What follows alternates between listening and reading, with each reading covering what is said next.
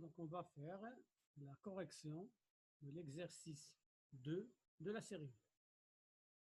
Donc, on considère une nappe de courant dans un plan infini X, O, Y. Donc, ça, c'est le schéma d'illustration. Donc, nous avons une nappe de courant dans un plan infini O, X, Y. L'épaisseur de cette nappe est epsilon négligeable. On va maintenant faire l'étude de l'invariance et de la symétrie. Donc, chaque point M de l'espace, ici le point M, est repéré par ses coordonnées cartésiennes, X, Y, Z. Donc, les coordonnées les plus adaptées à ce problème sont les coordonnées cartésiennes. Ainsi, le champ magnétique en un point M est fonction de X, Y, Z, les coordonnées cartésiennes du point M. La distribution de courant est invariante par translation selon OX. La distribution de courant est invariante par translation selon l'axe OX. Donc, le champ magnétique B ne dépend pas de X. La distribution de courant est invariante par translation suivant OY. Donc, le champ magnétique ne dépend pas de Y. Donc, ainsi, le champ magnétique ne dépend pas de X, ne dépend pas de Y, donc il dépend seulement de Z. Donc, voilà, la distribution de courant est invariante par toute translation selon l'axe OX ou l'axe OY. Donc, le champ magnétique est indépendant de X et de Y. Ainsi, le champ en un point B, en un point M, dépend seulement de Z, le coordonnée du point M.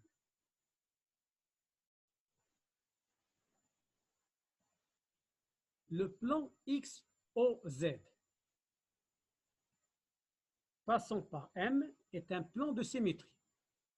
Donc, le plan XOZ qui passe par M est un plan de symétrie. Donc, B est perpendiculaire à ce plan. Par conséquent, B est parallèle à OY. Je répète, le plan OXZ est un plan de symétrie. Donc, B est perpendiculaire à ce plan. Donc, B est parallèle à l'axe OY. On va voir ça ici. Le plan XOZ est un plan de symétrie de la distribution de courant. Donc, le champ B est perpendiculaire à ce plan, c'est-à-dire que B est parallèle à OY. De plus, d'après les règles d'orientation, c'est-à-dire la règle de la main droite, le champ B est dirigé selon moins EY si Z est positif et suivant plus EY si Z est négatif. Et le sens de B est donné par la loi de Biot-Savart. C'est-à-dire le sens de B, c'est le sens du produit vectoriel JSDS vectoriel PM.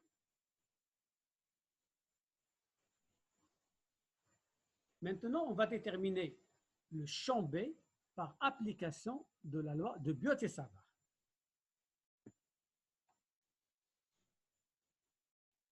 On va considérer un élément ds de la surface de la nappe situé en un point P.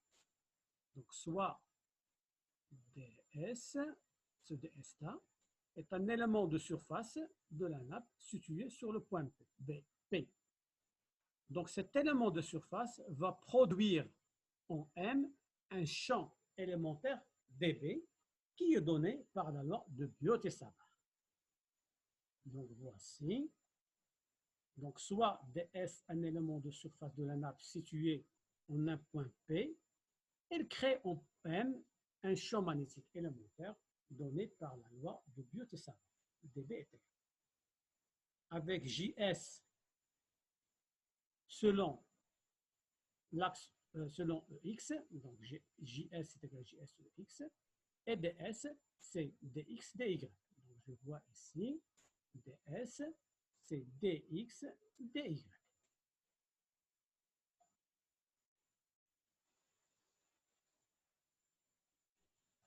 Donc JS est égal à JSEX, DS est égal à DX, DY, et PM, c'est OM moins OP. Les coordonnées de OM sont ZEZ, moins les coordonnées de OP, c'est moins X, EX, moins Y, EY. Le champ magnétique total, c'est-à-dire créé par toute la nappe, c'est l'intégrale entre moins l'infini et plus l'infini du champ élémentaire dB. Donc cette expression-là, c'est l'intégrale de ça, de moins l'infini jusqu'à plus l'infini. Donc de cette expression, nous avons EX vectoriel EZ est égal à moins EY. EX vectoriel EX est égal à 0. Et ensuite, EX vectoriel EY est égal à EZ.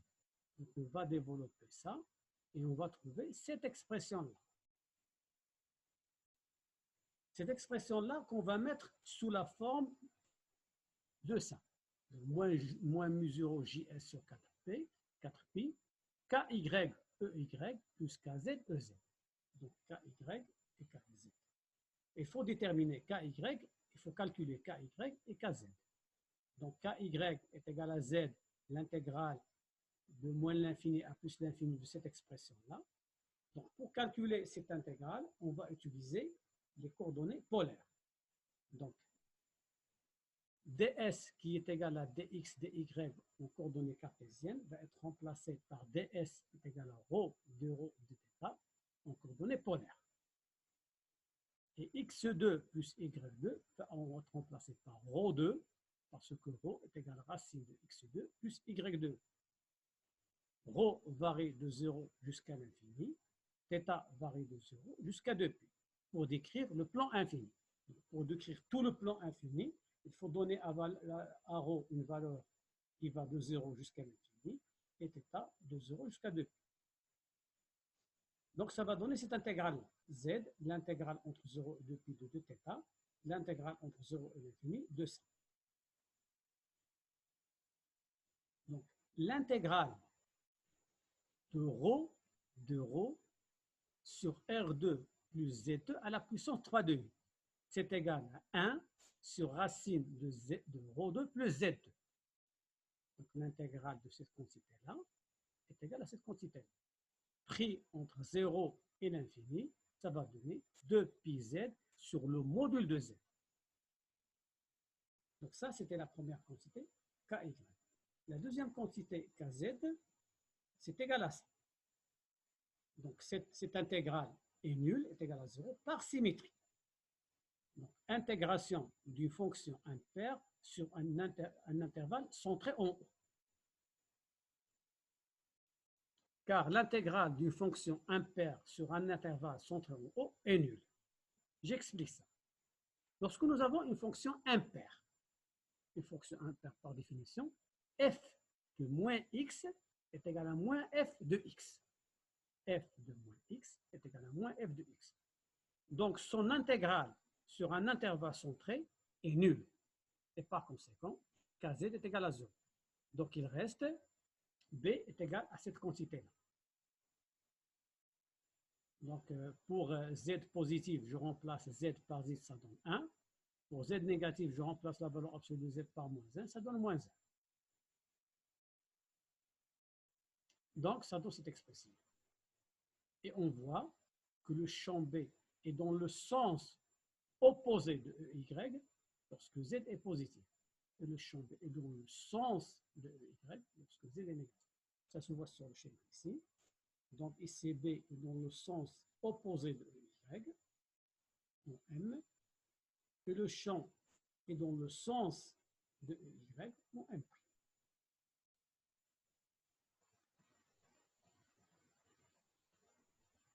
Maintenant, on va déterminer le champ B par le théorème d'Ampère.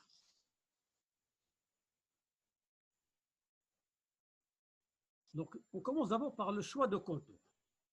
D'après la relation précédente, le champ B est orienté selon EY. Par conséquent, les lignes du champ passant par M sont ouvertes et parallèles à l'axe OY. Je reviens sur ce schéma-là. Nous avons montré que B, le champ B est dirigé selon OY, porté par EY. Et par conséquent, les lignes de champ sont des droites parallèles à l'axe OY.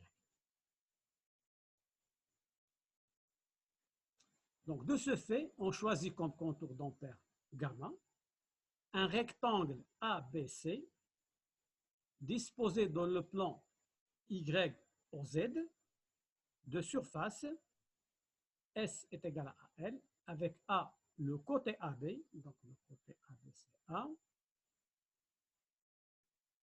et L c'est le côté BC. Donc, L c'est la distance entre B et le point C, et A c'est la distance entre le point A et le point B, dans le sens de parcours et le sens positif trigonométrique. Le théorème d'Ampère dit que la circulation de B le long d'un contour fermé est égale à mu0 multiplié par I enlacé, le courant enlacé. Ce contour-là passe par M1 et M2 qui sont deux points symétriques. M1 et M2 sont symétriques par rapport à OY.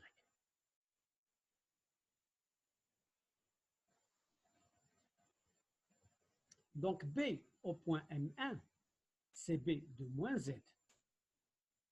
CB de moins Z, c'est parallèle à EY. Donc C de moins Z, EY. C'est égal à moins BZ, EY. Car B moins Z est égal à moins BZ. Donc on revient ici pour expliquer ça. Voilà. B de moins Z, c'est ça B de moins Z, est égal à moins B de Z.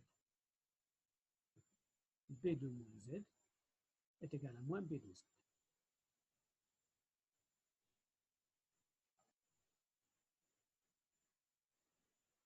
Donc, la circulation du champ le long du contour est égale à la circulation sur AB, plus la circulation sur BC, plus la circulation sur CD, plus la circulation sur DA.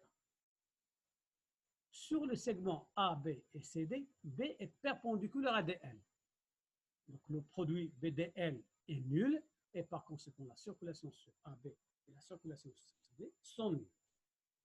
Donc, il reste seulement la circulation entre B et A de BM1, parce qu'il se trouve à M1, DL1, et la circulation entre B et C de BM2, DL2. Donc BM1, c'est B de moins Z, DL1, c'est DY, EY, parce que DL1 est dans le sens de EY. Ici, B de M2, c'est B de Z, DL2, c'est moins DY, EY, parce que DL2 est dans le sens opposé de EY. Et bien sûr, B de Z est égal à moins B de Z. EY. Donc la circulation, on va donc remplacer. La circulation, ça va donner ça. Donc qui est égal à ça. Or, l'intégrale entre D et A de DY est égale à moins l'intégrale entre B et C de DY est égale à L. Car DA est dans le sens de EY et BC dans le sens opposé de EY. Par conséquent, la circulation va donner moins 2BZ l'intégrale entre D et A de DY, donc moins 2BZ L. Donc ça, c'est la circulation du champ le long du contour fermé gamma. I enlacé est la somme algébrique des intensités de courant traversant la surface S s'appuyant sur le contour gamma. En fait, cette surface est dans le plan XOZ, tel que DS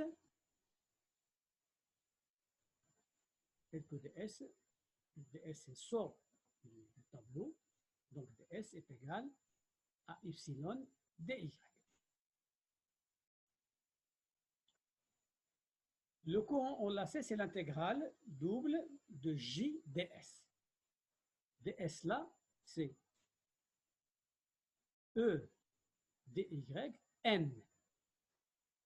E dy, j'ai remplacé ds par, par epsilon dy n. Avec n est égal à ex, c'est le vecteur normal à la surface dont le sens est déterminé par la règle du tire-bouchon ou de la main droite. Donc, dans ce cas, nous avons n est égal à ex.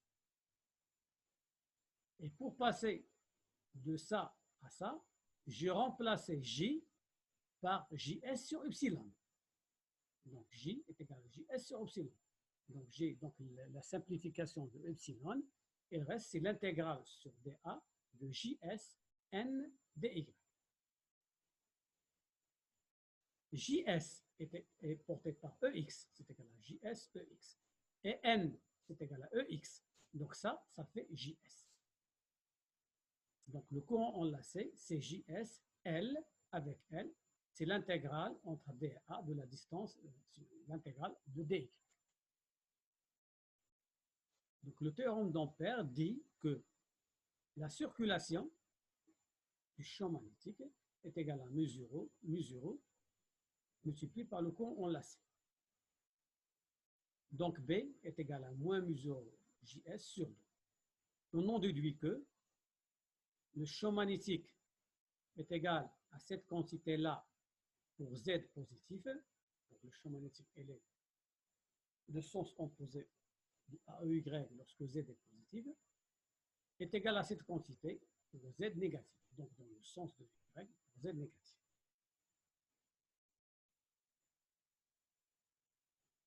Le champ au point 0. Le point Z est égal à 0, c'est au point O. Au point O, origine de l'espace, point O, origine de l'espace, il existe deux plans de symétrie de la distribution de courant de la nappe. Donc nous avons XOY et XOZ. Donc si vous voulez voir ça.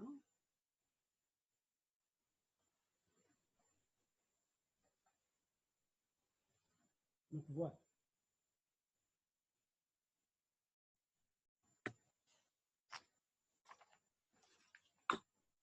Donc nous avons le plan XOZ, c'est un plan de symétrie. XOZ, c'est un plan de symétrie. Et XOY, c'est un plan de symétrie. Donc XOZ, c'est un plan de symétrie, implique que le champ est perpendiculaire à ce plan. Le champ au point O est perpendiculaire à ce plan. XOY, c'est un plan de symétrie, implique que B est perpendiculaire à ce plan. Donc B elle est perpendiculaire à X au Z, elle est perpendiculaire à X au Y. Donc le champ B ne peut être que nul. Donc le champ à l'origine ne peut être que nul.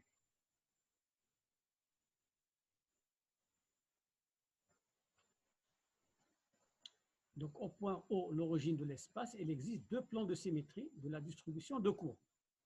Le plan XOY et le plan XOZ. Donc B doit être perpendiculaire à ces deux plans, perpendiculaire à XOY et à XOZ. Par conséquent, B à l'origine et pour Z égal à 0 ne peut être que nul. Donc B à l'origine pour Z égal à 0 est égal à vecteur nul. Discontinuité du champ magnétique. Le champ magnétique est tangent à la nappe de courant. Il doit donc vérifier la relation de discontinuité à la traversée de la surface de la nappe de courant.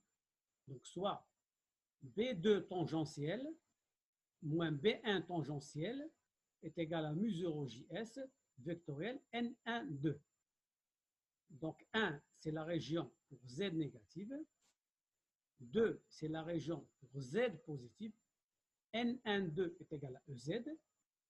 est la normale à la surface de la nappe orientée de 1 vers 2. N12, c'est la normale à la surface de la nappe orientée de 1 vers 2. De 1 vers 2. Donc, B2T moins B1T est égal, donc B2T, c'est égal à B au point M2. B1T, c'est le champ au point M1. Donc, BM2, c'est B pour Z positive. B1M, c'est B pour Z négative.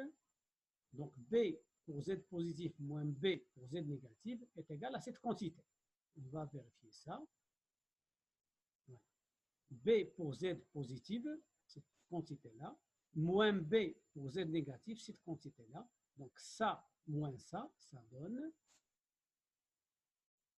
cette quantité-là. Après, je veux remplacer moins EY par EX vectoriel EZ. Parce que EX vectoriel EZ est égal à moins EY. Après ça, je veux remplacer JS EX par le vecteur JS. Parce que JS est porté par EX. Et je veux remplacer EZ par NN2. Parce que NN2 est égal à EZ. Et je trouve mu0 GS vectoriel et N2. NN2. Donc la relation est vérifiée. B2TM moins B1TM est égal à mu0 JS vectoriel et NN2. La relation de discontinuité du champ B est bien vérifiée. Ceci implique que B est discontinu à la traversée de la distribution surfacique de la nappe.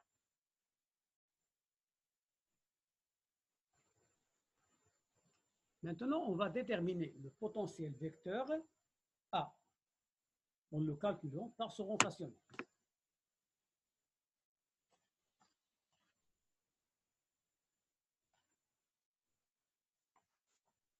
La distribution de courant est invariante par translation suivant OX, parce que c'est une nappe infinie de...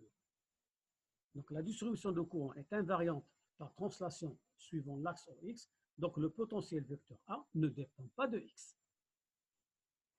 La distribution de courant est invariable par translation suivant OY, donc le potentiel vecteur ne dépend pas de Y. Le potentiel vecteur ne dépend pas de X et ne dépend pas de Y, donc il dépend seulement de Z. Donc on trouve ça, donc en raison du caractère illimité de la distribution de courant, celle-ci est invariante pour toute translation suivant ou bien parallèle à X et à Y, donc A ne dépend ni de X ni de Y. Par conséquent, A en un point M dépend seulement de Z. Le plan YOZ. Donc, je vais voir ça.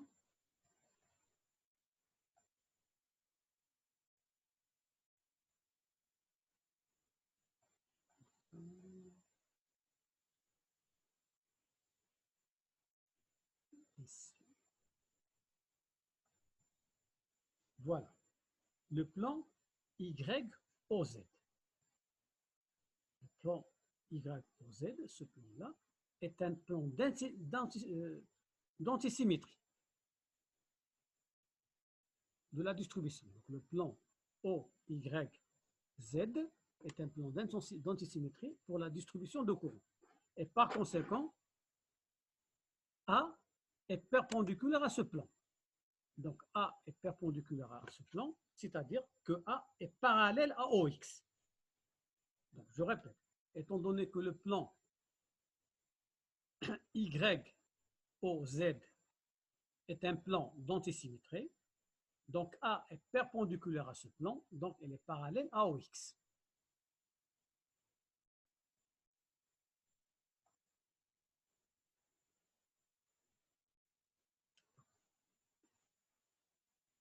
Donc le plan YOZ est un plan d'antisymétrie de la distribution de courant. Donc A est perpendiculaire à ce plan.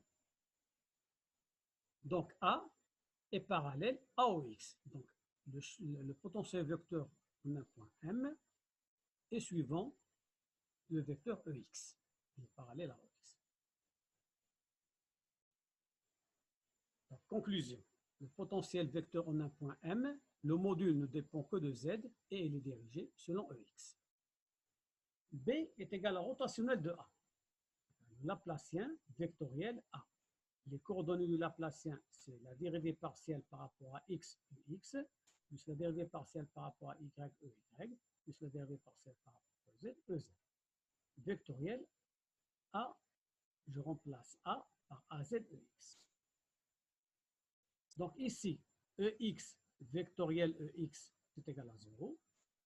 Ce terme est nul parce que d de A sur dy est égal à 0, car A ne dépend pas de y. A dépend seulement de z. Donc sa dérivée partielle est nulle. Donc ce terme-là s'en va. Ce terme-là aussi parce que x, vecteur x est égal à 0. Elle reste seulement ce dernier terme. Donc B est égal à la dérivée de A par rapport à z, EY.